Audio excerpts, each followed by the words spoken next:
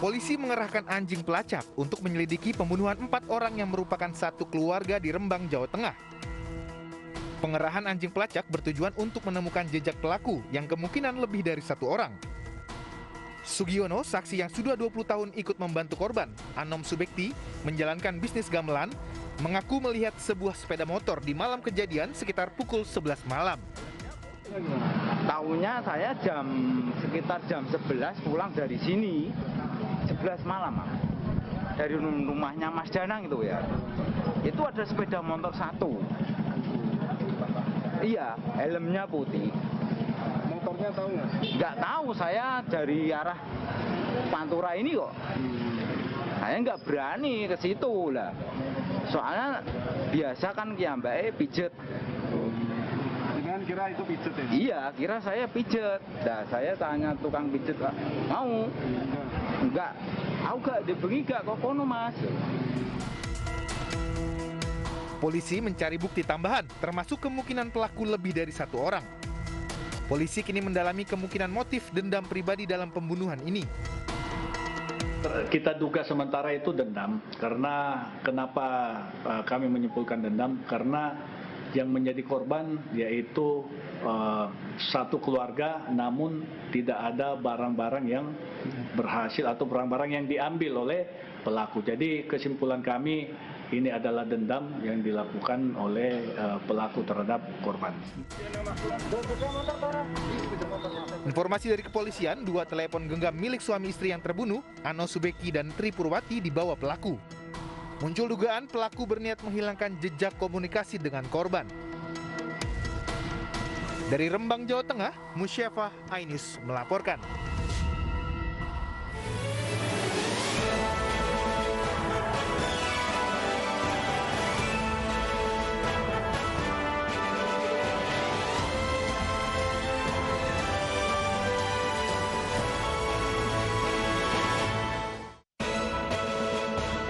Belum mahir menyetir, anak di bawah umur tabrak motor.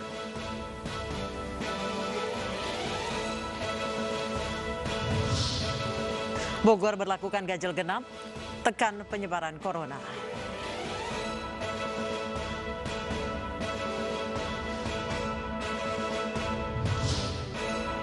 Seorang pengemudi ojek online tewas diduga dibakar istri.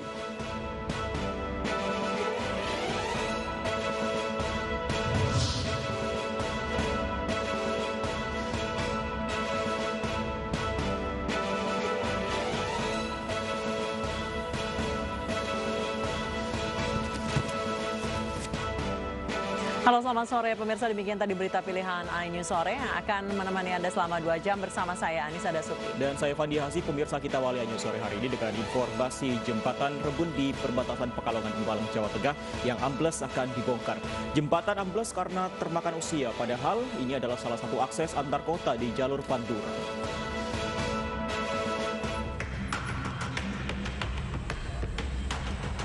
Jembatan Rembun sisi timur di perbatasan Pekalongan Pemalang, Jawa Tengah yang ambles akan dibongkar. Saat ini polisi membuat sistem kontraflow dengan memanfaatkan satu jembatan yang tersisa untuk kendaraan dari arah Jakarta maupun arah Semarang. Kontraflow membuat arus lalu lintas terhambat. Penyebab amblesnya jembatan hampir rubuh karena termakan usia. Memang secara umur jembatan ini merupakan jembatan CH, Kalender Hamilton.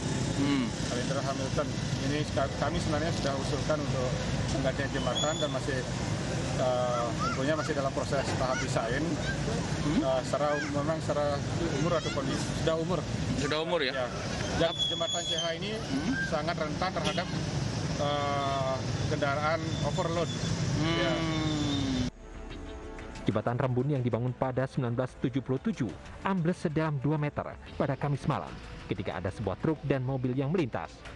Namun kedua kendaraan berhasil lolos. Beberapa hari belakangan hujan membuat volume sungai meningkat dan menggerus pondasi jembatan. Dari Pekalongan, Jawa Tengah, Suryono Soekarno, iNews melaporkan. Sebuah mobil menabrak sepeda motor dan terseret hingga menabrak rumah warga di Kabupaten Aceh Barat Daya, Aceh. Diduga mobil hilang kendali karena pengemudi belum mahir berkendara.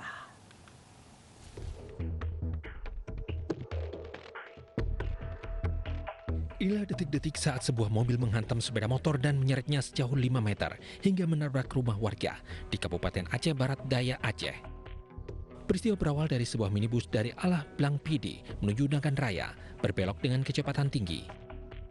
Tiba-tiba mobil hilang kendali, menabrak sepeda motor yang melintas dan kemudian menghantam rumah.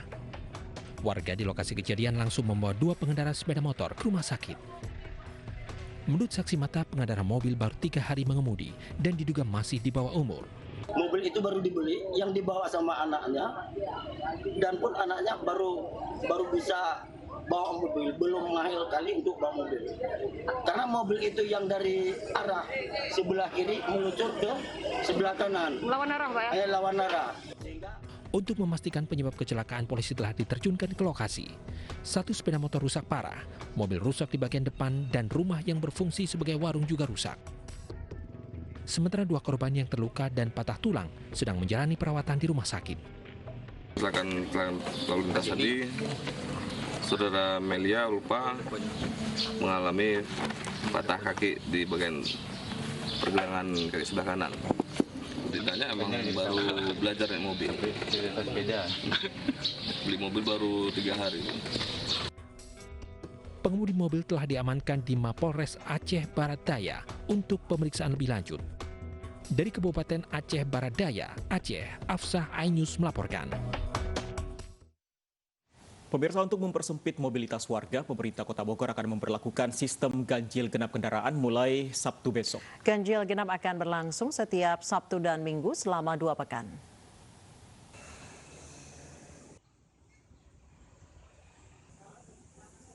Mulai Sabtu besok, pemerintah Kota Bogor akan menerapkan sistem ganjil genap di semua ruas jalan Kota Bogor untuk kendaraan pribadi baik roda 4 maupun roda 2. Kebijakan ganjil genap ini diberlakukan untuk mengurangi mobilitas warga di tengah pandemi COVID-19. Ganjil genap berlaku setiap hari Sabtu dan Minggu selama 2 pekan. Untuk diberlakukan kebijakan ganjil genap di Kota Bogor untuk hari Jumat, Sabtu, dan Minggu selama 14 hari ke depan. Akan diberlakukan ganjil genap. Artinya hanya mobil yang berplat akhir. Ya. Yang akhirnya genap misalnya dibolehkan di hari tanggal genap, ya, kira-kira begitu. Namun tentunya kita memahami bahwa perlu ada proses sosialisasi. Ya, besok, hari ini kita akan sosialisasikan, mulai besok juga masih sosialisasi sehingga Sabtu Minggu seluruh mobil bisa mematuhi ini.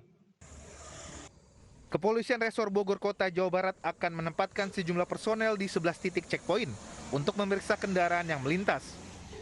Lokasi-lokasi itu merupakan jalur protokol yang merupakan akses ke pusat Kota Bogor maupun jalur perbatasan dengan wilayah Kabupaten Bogor.